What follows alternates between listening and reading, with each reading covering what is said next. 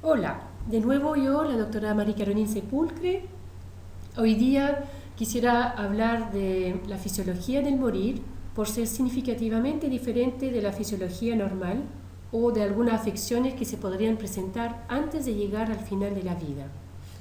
Esta presentación ha sido realizada a partir de uno de los escasos artículos científicos que existen sobre la muerte. Los cuidados paliativos son cuidados que tienen como objetivo principal aliviar al paciente enfocados en la persona y se pierde a veces el deseo de conocer mejor el funcionamiento de algunos mecanismos predominando el deseo de aliviar. Sin embargo, por poder entender mejor y permitirse rehacer una nueva lectura de la fisiología en el contexto del moribundo, permite optimizar las decisiones terapéuticas.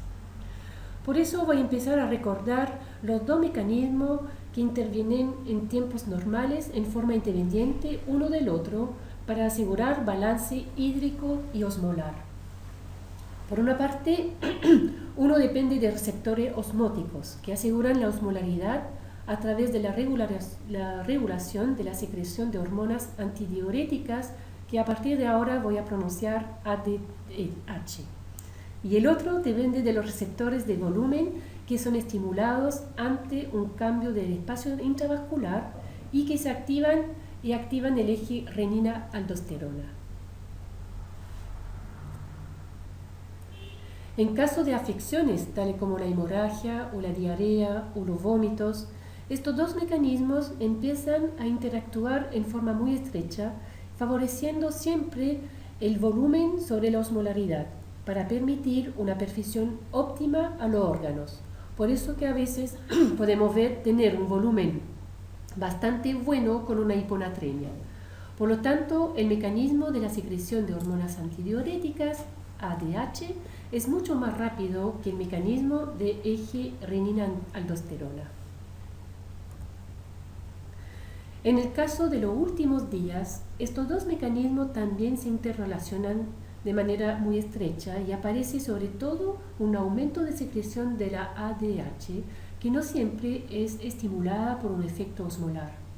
A continuación se demostrarán distintas situaciones que favorecen la secreción de ADH, las que podríamos clasificar principalmente en dos grupos.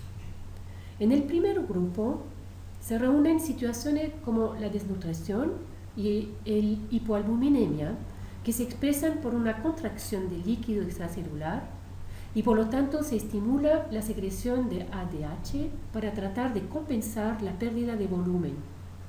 Y por otra parte, hay un grupo donde no se produce especialmente una contracción del líquido extracelular, pero que está sometido a situaciones que estimulan la secreción de ADH como un tumor secretando algunos medicamentos o enfermedades cardíacas, infecciones, entre otras. Por ejemplo, la náusea es un estímulo a la secreción ADH, no por efecto osmolar, sino en prevención a la futura o potencial pérdida que podría producir el cuerpo a nivel de volumen. En los pacientes terminales es común encontrar náuseas, por lo que todo aporte de agua podría agravar la retención de líquido y así la hiponatremia. El estrés, el miedo, el dolor también son un estímulo de la secreción ADH por prevención a una posible situación de falta de aporte de líquido. Los medicamentos, tales como los opioides, como el tramal, el fentanilo, la morfina, y así como algunos antiepilépticos como la carbamazepina, o los antidepresores como la amitriptilina, o los inhibidores de recaptación de serotonina, o los antidelirios como la risperidona, pueden aumentar la secreción de ADH y así provocar una situación de hiponatremia. Al nivel de la tiroide, hay distintas situaciones que podrían explicar un estado de hipotiroidismo y estimulación de la ADH. Es posible que la expresión de la tiroide al nivel renal sea alterada al final de la vida, prolongando así el efecto de la hormona antidiurética en el riñón. Los pacientes en desnutrición profunda son lentos, hipotérmicos somnolientes con constipación, compatible con una clínica de hipotiroidismo.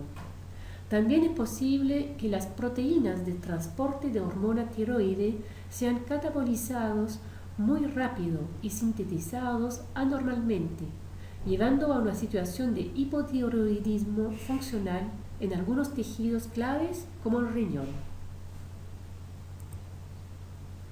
La insuficiencia cardíaca crónica, caracterizada por una hipoperfusión, también estimula la secreción de ADH, provocando así una hiponatremia, por lo que todo aporte extra de agua podría agravar la acumulación de líquido en el espacio extracelular y así empeorar el edema.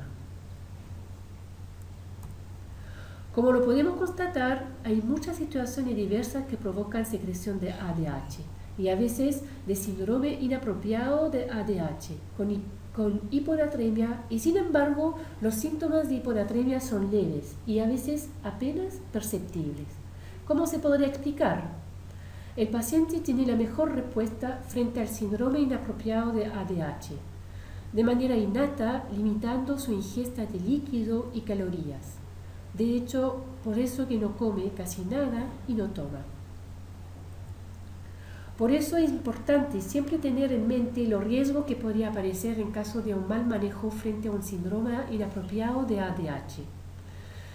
En presencia de un síndrome inapropiado de secreción ADH, la ingesta de agua o instalar una perfusión de suero provoca una expansión de líquido intracelular y extracelular, aumentando la hiponatremia.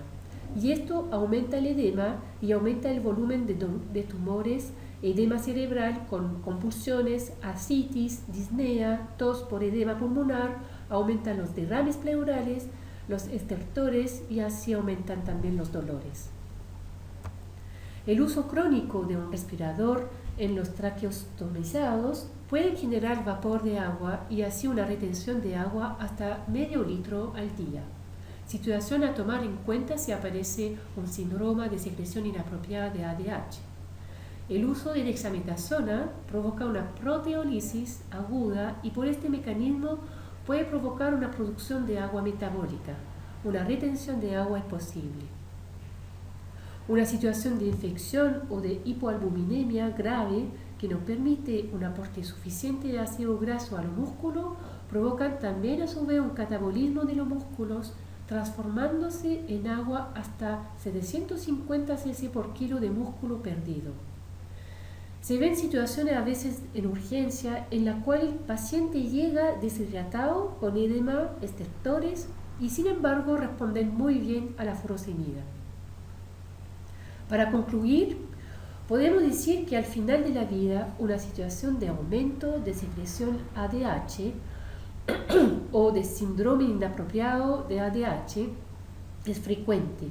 No podemos siempre realizar todos los exámenes bioquímicos que nos respalden y por lo tanto es importante tener una actitud preventiva para evitar el agravamiento de acumulación de líquido extra e intracelular en situación de hiponatremia. Por ejemplo, mejor hidratar las mucosas o hacer chupar hielos. Esas son buenas fórmulas sin provocar un aporte exagerado en agua. Tomar en caso de sed nomás, no insistir, no imponer el aporte líquido ni calórico. Y a veces un solo aporte de 500 a 1 litro al día es suficiente.